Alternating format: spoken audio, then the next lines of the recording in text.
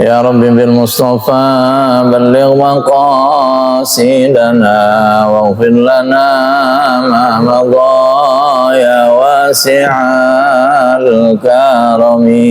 فاتحة. أعوذ بالله من الشيطان الرجيم. بسم الله الرحمن الرحيم. الحمد لله رب العالمين الرحمن الرحيم مالك يوم الدين. إياك نعبد وإياك نستعين اهدنا الصراط المستقيم صراط الذين أنعمت عليهم غير المغضوب عليهم ولا الضالين. Amin. Sekali lagi bacaan latif yang tadi kita baca, kita hadiahkan itu seluruh buat negara kita, agar negara kita kembali menjadi negara yang aman, yang tentrem, yang memberikan kesejukan kepada semuanya. Pemerintahnya diberikan kemudahan dalam membangun dan memberikan kesejahteraan kepada rakyatnya. Kita pun sebagai rakyatnya mendapatkan manfaat dari kepemerintahan dan pembangunan di negara kita ini. Kewajiban kita ya angkat tangan, ya, itu artinya berdoa kepada Allah Subhanahu wa Ta'ala. Nanti kalau kita sudah angkat tangan, berarti kita memohon agar Allah turun tangan. Kalau kita mempunyai banyak keterbatasan, tapi Allah sang pemilik alam raya ini pastinya adalah yang mengatur segalanya. Sebagaimana surat Fatihah ayat yang kedua yang kita bacakan, Alhamdulillahi Rabbil Alamin. Segala puji kepada Allah yang mengatur alam raya ini. Baik hadirin jamaah sekalian, kita akan baca kitab yang biasa saya baca, kitab An-Nawawi. Bismillahirrahmanirrahim. Qala al-muallif rahimahullahu ta'ala wa adaman naf'a wa bi'ulumi fid darain. Al-hikayatul khamisah, kisah atau hikayat yang kelima, fi husnil istiqamati, tentang indahnya istiqamah. Istiqamah itu berarti kita terus menerus, ya, terus menerus melaksanakan ibadah secara kontinu. Ya, ibadah yang kita lakukan nggak perlu banyak, tapi dilakukan secara terus menerus. Ya, baca Al-Quran nggak perlu sehari khatam, besoknya sampai sebulan libur, sampai tahun depan libur. Ya, kita baca Quran sehari misalnya berapa? 1 halaman, ya udah 1 halaman setiap hari, tapi istiqomah, kita kontinu. Ya, sedikit tapi dilakukan setiap hari. Hukia diceritakan anna malikan syaban tawallal mulka falam yajid lahu ladzatan. Ada seorang raja yang masih muda, mempunyai kekuasaan menjadi seorang raja, falam yajid lahu ladzatan. Tapi luar biasanya ini, si raja muda ini tidak mendapatkan kenikmatan dengan kekuasaannya. Tidak mendapatkan kenikmatan dengan kekuasaannya. Kayaknya berbeda dengan orang zaman sekarang, ya. Ini seorang pemuda mendapatkan kekuasaan menjadi seorang raja, tapi tidak mendapatkan kenikmatan dalam kekuasaannya. Ya, kalau kita sekarang ini berebut-rebut mendapatkan kekuasaan. Faqala li julasaihi, maka karena dia merasa merasa tidak nyaman, merasa gelisah dengan kedudukan dan jabatan yang diembannya ini, dia bertanya kepada para penasehatnya, menteri-menterinya. Apa yang ditanyakan? Halin nasu mithli fi hadza awwalan. Kira-kira orang-orang itu kalau mendapatkan kekuasaan sama nggak perasaannya seperti saya? Kok saya ini merasa nggak nyaman yang menjadi seorang penguasa, merasa gelisah ya? Apakah orang-orang itu sama ketika mendapatkan jabatan, ketika mendapatkan kekuasaan, ketika menduduki sebuah posisi, perasaannya sama seperti yang saya rasakan, merasa nggak nyaman, merasa gelisah. Ya, kira-kira kalau kita ditanya kayak gitu, kira-kira gimana jawabannya? Kita nyaman apa nggak nyaman ketika menduduki jabatan? Ya. Faqalu, maka kemudian para penasehatnya ini menjawab kepada si raja ini, innan nasa mustaqimun, wahai raja, kalau engkau merasa gelisah dengan kedudukan yang kau sandang, sesungguhnya kegelisahan itu bisa diatasi karena sesungguhnya orang-orang itu mau menunjuki kepada kamu jalan yang benar, mau mengkritik lah. Nah, kalau zaman sekarang mau mengkritik, mau memandu kamu agar kamu berada pada tracknya, ya, berada pada tracknya, ya, sesuai dengan apa namanya undang-undang yang berlaku, sesuai dengan regulasi yang ada, ya. Orang-orang bisa seperti itu. Faqala lahum, maka si raja ini berkata kepada para penasehatnya, famadza yuqimuhu li. Nah, orang-orang itu kira-kira siapa yang mau menasehatiku? Orang-orang itu siapa kira-kira yang mau mengkritikku? Orang-orang itu siapa kira-kira yang mau mendampingiku untuk supaya saya berada pada jalan yang benar? Karena biasanya kalau seorang raja itu, seorang pemimpin itu, bawahannya itu sungkan untuk mengkritik, enggan untuk memberikan apa ya, masukan-masukan atau katakanlah menyalahkan, nggak begini loh Pak, ya nggak begini loh Raja, mestinya kayak begini. Pada sungkan, pada enggan, ya. Nah, maka si raja ini berkata, siapa kira-kira orang itu yang bisa meluruskan saya, yang menasihati saya, yang selalu membimbing saya untuk saya sesuai dengan koridornya, sesuai dengan tracknya. Lalu maka para penasihatnya mengatakan, yuqimuhu laka al-ulama, ya, orang-orang yang bisa nasihati kamu itu, wahai raja, adalah para ulama.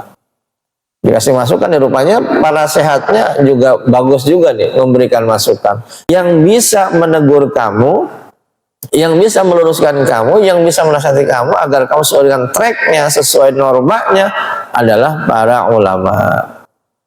Nah, ketika dikasih masukan seperti itu, fada'a bi ulama ibaladi. Si raja ini memanggil para ulama-ulama di negerinya. Ya, ulama-ulama yang punya kompetensi, yang apa namanya punya wawasan luas dipanggil.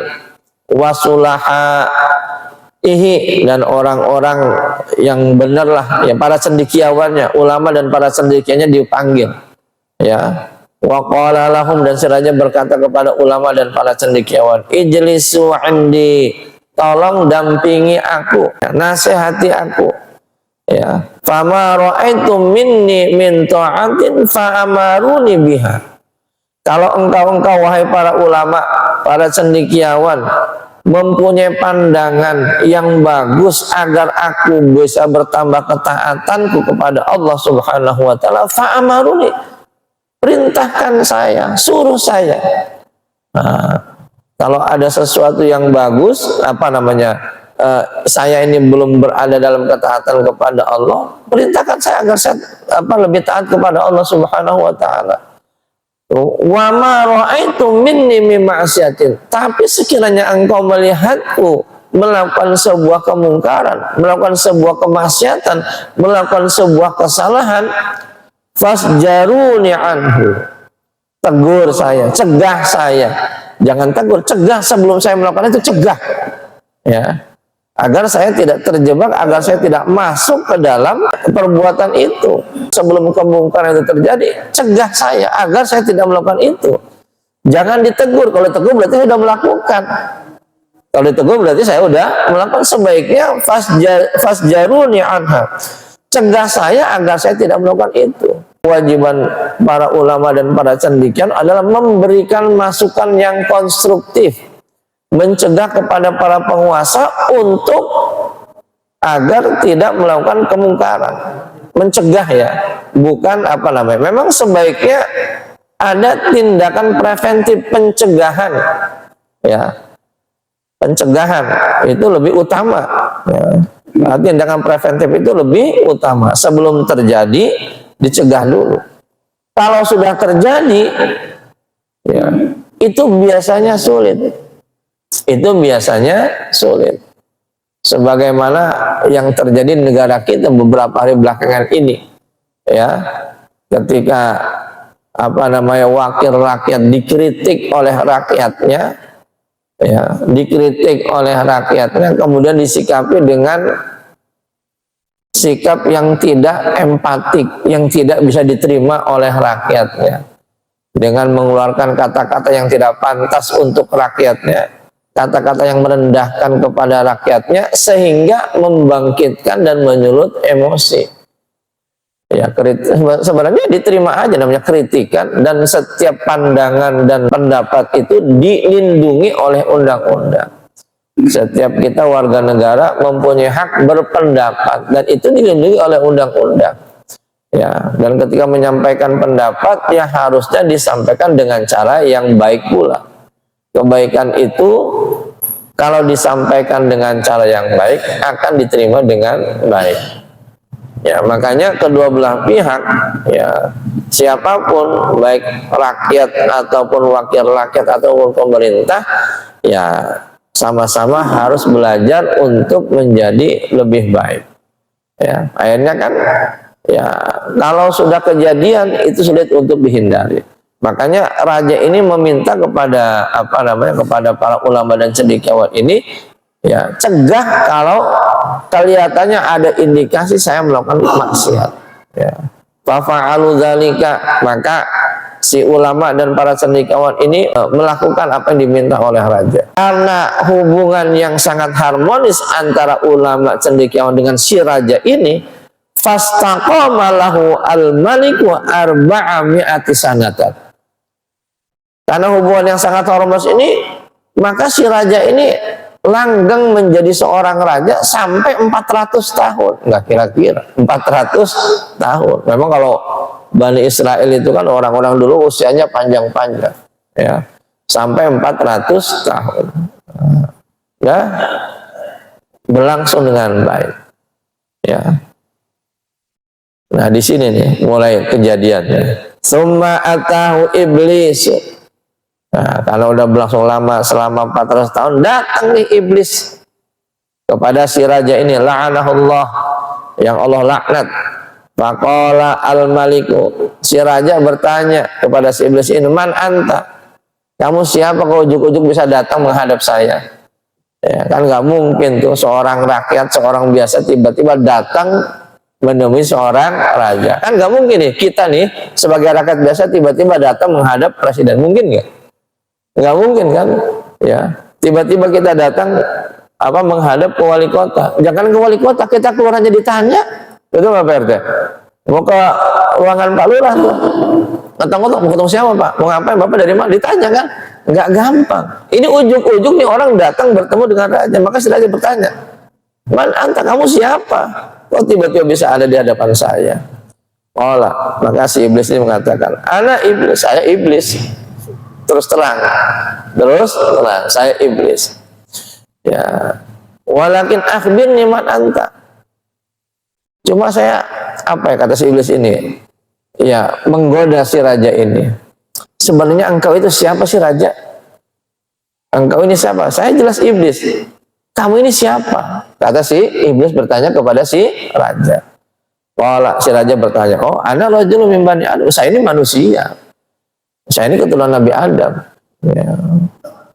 Faqala lahu, maka si iblis berkata kepada si raja ini, lau kunta min bani Adam lamutta kama yamutu banu Adam.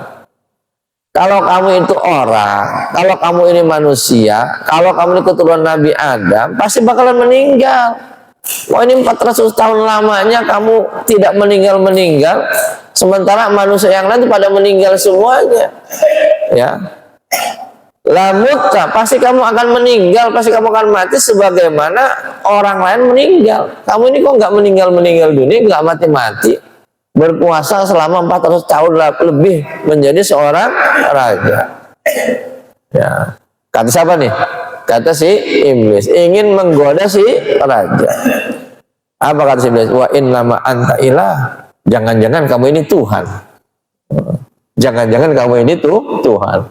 Buktinya kamu nggak mati-mati, sakti banget kamu ini. Nah, Tuhan kali kamu nih. Digoda sama iblis. Karena udah berkuasa lama, begitu kecenderungannya. Orang kalau sudah mempunyai kekuasaan yang cukup lama, pujian-pujian itu akan banyak datang kepada dirinya.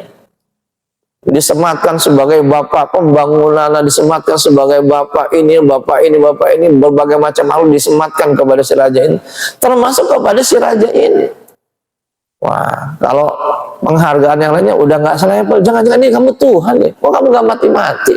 Kalau kamu orang pasti meninggal, nggak mungkin nggak meninggal. Manggut-manggut si raja, ya. Si raja manggut, jangan-jangan iya saya ini Tuhan, ya.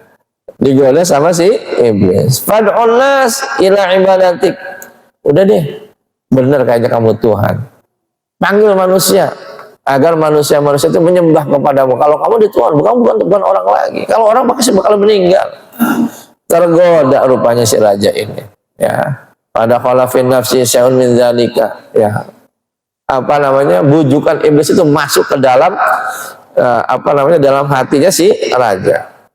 Fasa'ida al-mimbar, kemudian naik ke atas mimbar, ya, ke atas singgasananya, manggil semua orang, kemudian ngomong, ayuhan nas, wahai rakyatku, kata si raja nih, inni akhfaitu alaikum amran, saya selama ini telah menyembunyikan sebuah perkara, ya, sebuah urusan yang saya sembunyikan selama ini, selama saya menjadi raja. Dan kamu tahu bahwa saya sudah menjadi raja ini sudah cukup lama, 400 tahun saya menjadi raja.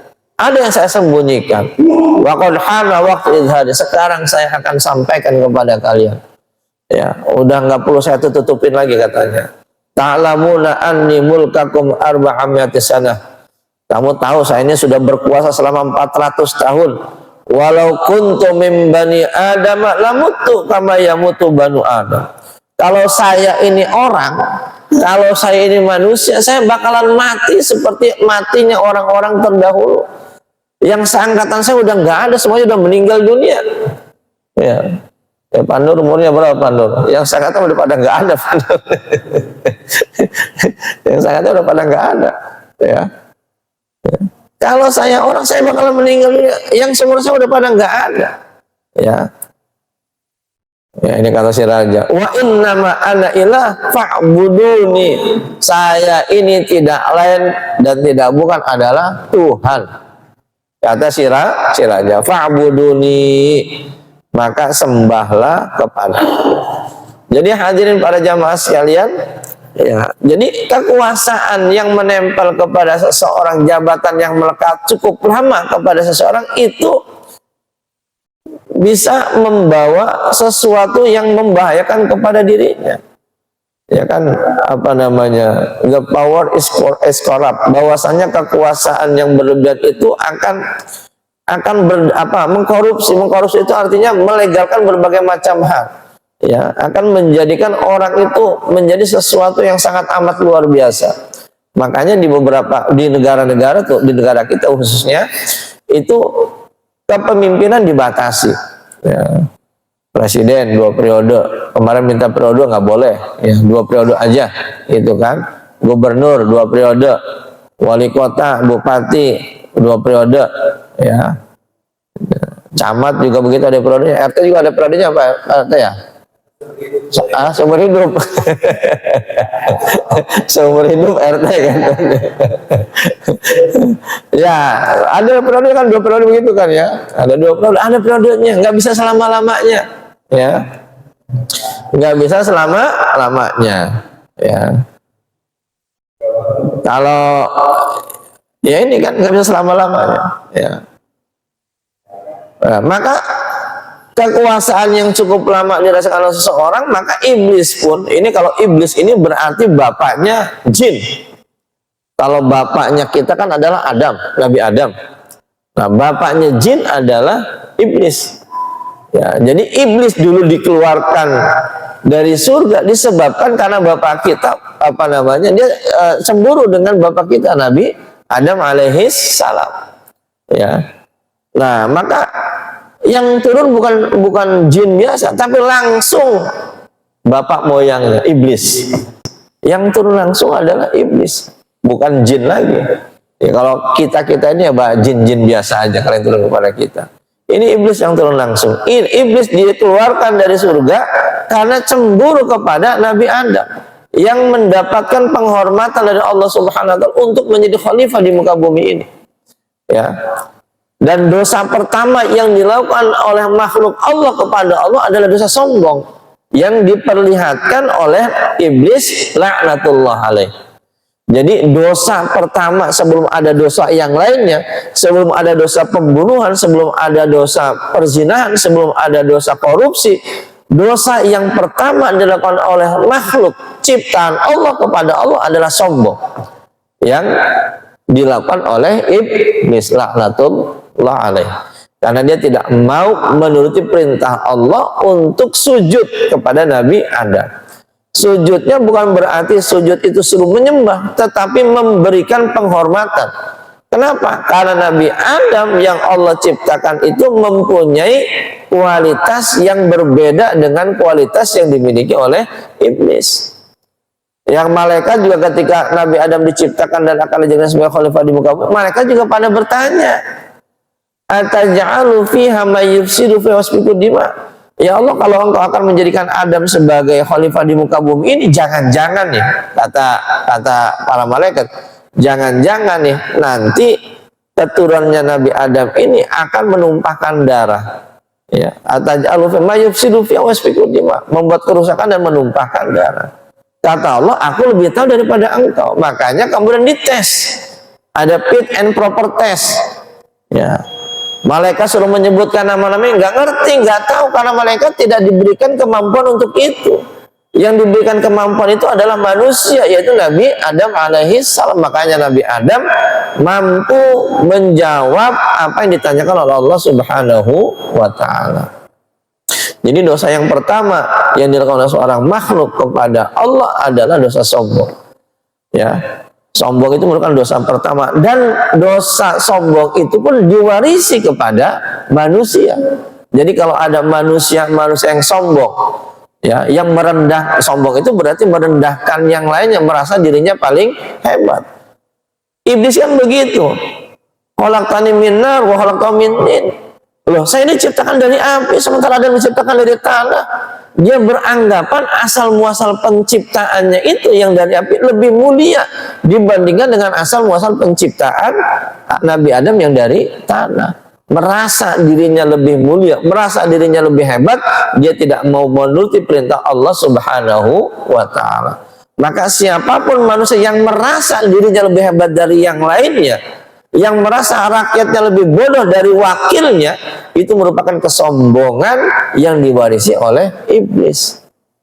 Ketika masyarakat dalam suasana tekanan ekonomi yang sangat amat luar biasa, pajak naik di mana-mana, kemudian mereka berjoget-joget karena merasa senang dengan pendapatan kenaikan gajinya misalnya, kemudian dikritik oleh masyarakat, ya, tidak digubris, ya, malah bikin joget-joget lain dan sebagainya, malah menampilkan saya ini penghasilannya sekian sebelum menjadi anggota dewan, gaji segitu mah nggak seberapanya. Itu adalah bentuk-bentuk kesombongan. Ya, maka ini merupakan dosa yang diwarisi oleh iblis kepada umat manusia. Maka kalau kita mempunyai sikap sombong, berarti kita sudah diwarisi oleh iblis yang mempunyai penyakit sombong. Fa auhallahu ta'ala ila nabi zamani an akhbaru anni astaqimtu lahu mastaqama falam tahawwal masyati, ya. Maka Allah mewahyukan kepada Nabi pada masa itu, memberikan agar menyampaikan informasi. Kalau dulu ulama-ulama memberikan teguran mendampingi, sekarang kata Allah, saya yang akan langsung menegur kepada si raja itu. Ya, falamma tahawwala ma'asyati, maka ketika si raja itu sudah berpaling, ya, dariku untuk melakukan perbuatan maksiat kepadaku, fa wa izzati wa jalal la usallitan alaihi bahtan sor. Ya, demi keagunganku dan kemuliaan, kata Allah Subhanahu wa ta'ala, maka akan dikalahkan dengan Bahtansor. Bahtansor ini, ya, raja zalim, ya, raja zalim. Fasallatahu alaihi, Ya, kemudian Bahtan Sor ini mengalahi si raja muda yang berkuasa selama 400 tahun itu. Kemudian dipenggal lehernya, dan wa aqara min khazainihi sab'ina safinatan min adzhab, dan dijarah kekayaannya. Kekayaan raja yang tadi berkuasa dijarah oleh siapa? Oleh Bahtan Sor. Dijarah sampai sangat amat luar biasa kekayaannya itu, sampai diangkut dengan sab'ina safinah, 70 kapal yang isinya penuh dengan emas. Kekayaan si raja yang tadi berkuasa berapa? 400 tahun. Kemarin kita lihat itu kan, Masya Allah, kekayaan anggota DPR. Wah, satu lembar harganya 12 juta. Iya kan? Orang-orang menjarah 1.000 dolar Singapura. Harganya kalau dirupiahkan 12 juta. Ada yang menjarah dapat jam tangannya. Wah, jam tangannya nggak tanggung-tanggung harganya. 11 miliar. Ya, 11 miliar. Rupanya jam tangannya tidak satu. Hah? 11 miliar ya? Itu gimana mau jualnya ya? Itu rupanya beliau itu jam tangannya bukan hanya satu. Paling murah jam tangannya 4 miliar. Paling murah jamnya 4 miliar. Itu digerasinya berapa mobil-mobil mewah yang harganya miliaran. Masya Allah. Sampai Iron Man juga ikut dijarah. Iron Man ikut dijarah. Ya, itu kenapa? Karena kesombongan. Jadi kalau ada kesombongan pada seorang penguasa, Allah akan mencoba dengan penguasa yang zalim yang akan mengalahkannya. Ya, penguasa yang zalim yang mengalahkannya. Maka kewajiban kita sebagai warga negara, ya sekali lagi ini harus jadi koreksi juga bagi kita sebagai warga negara ketika nanti memilih pemimpin, memilih anggota dewan, jangan berdasarkan nafsu kita. Kita istikharah dulu. Kira-kira istikharah kita ini cenderungnya kita kemana? Jangan-jangan bisa jadi orang lain yang bukan saudara kita, yang menurut hasil istikharah kita itu merupakan pilihan yang terbaik. Jangan-jangan orang yang selama ini kita benci itu merupakan pilihan yang terbaik bagi kita. Jadi kita libatkan ajaran agama kita untuk dalam berbagai macam hal. Jadi istikharah itu bukan hal dalam memilih jodoh saja. Ya, biasanya kita kalau istikharah kalau milih jodoh saja. Dalam memilih pemimpin, dalam memilih anggota dewan itu perlu kita istikharah karena kita mempunyai banyak keterbatasan. Ya, pandangan kita, penglihatan kita, pikiran kita itu banyak ruang batasnya.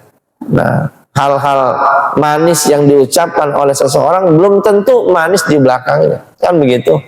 Iya, dia ngasih uang kepada kita saat itu 100.000, tapi 5 tahun ke depan berapa banyak yang dirampas oleh dirinya misalnya. Nauzubillah min dzalik. Maka inilah rupanya hikayah yang kelima ini yang dibaca, yang kebetulan ini memang babnya ini sangat kontekstual dengan kejadian yang terjadi di negara kita saat ini. Maka sekali lagi ya kita sebagai bagian daripada warga negara Indonesia kudu melakukan introspeksi agar jangan ada kesombongan melekat pada diri kita. Wallahu a'lam bishawab. Sekali lagi kita doakan mudah-mudahan para orang-orang yang menjadi korban kerusuhan, ya khususnya siapa tuh Afan Kurniawan ya, diterima oleh Allah Subhanahu wa taala. Para pemimpin-pemimpin kita diberikan kekuatan untuk menjalankan amanah dengan sebaik-baiknya, dan kita pun sebagai warga negara mudah-mudahan dikuatkan dalam membangun, berpartisipasi dalam membangun negara kita. Al-Fatihah. A'udzubillahi minasyaitonir rajim. Bismillahirrahmanirrahim. Alhamdulillahirabbil alamin. Arrahmanirrahim. Iyyaka na'budu wa iyyaka nasta'in. Shiratal ladzina an'amta 'alaihim ghairil maghdubi 'alaihim waladdallin. Astaghfirullahaladzim. Astaghfirullahaladzim. Astaghfirullahaladzim. Wa shalli ala sayyidina Muhammadin fil awwalin wal akhirin. Wa salli wa sallim wa radiyallahu ta'ala sadatina ashabi sayyidina rasulina ajma'in. Alhamdulillahi rabbil alamin. Hamdan yuwafi ni'ama yukafi mazidah. يا ربنا ولك الحمد ولك الشكر كما ينبغي لجلال وجهك الكريم وعظيم سلطانك. اللهم صل على سيدنا محمد الفاتح لما أغلق الخاتم لما سبق ناصر الحق بالحق والهادي إلى صراطك المستقيم وعلى آله وصحبه حق قدره العظيم. ربنا اغفر لنا ولوالدينا وارحمهما كما ربنا صغارا. ربنا هب لنا من أزواجنا وذرياتنا قرة أعين واجعلنا للمتقين إماما. ربنا أنزلنا منزلا باركا أنت خير المنزلين. اللهم افتح علينا أبواب البركة وأبواب الصحة وأبواب السلامة وأبواب الجنة. اللهم عافنا من كل بلاء الدنيا وعذاب الآخرة واصرف عنا بحق القرآن الكريم ونبيك الكريم شر الدنيا وشر الآخرة وغفر رحمة يا أرحم الراحمين. اللهم اجعل بلدتنا هذا إندونيسيا بلدة آمنة مطمئنة يأتي رزقا من كل مكان. ربنا آتنا في الدنيا حسنة وفي الآخرة حسنة وقنا عذاب النار. سبحان ربك رب العزة عما يصفون وسلام على المرسلين walhamdulillahi rabbil alamin. Kurang lebih mohon maaf. Wallahu a'lam bishawab. Wassalamu alaikum warahmatullahi wabarakatuh.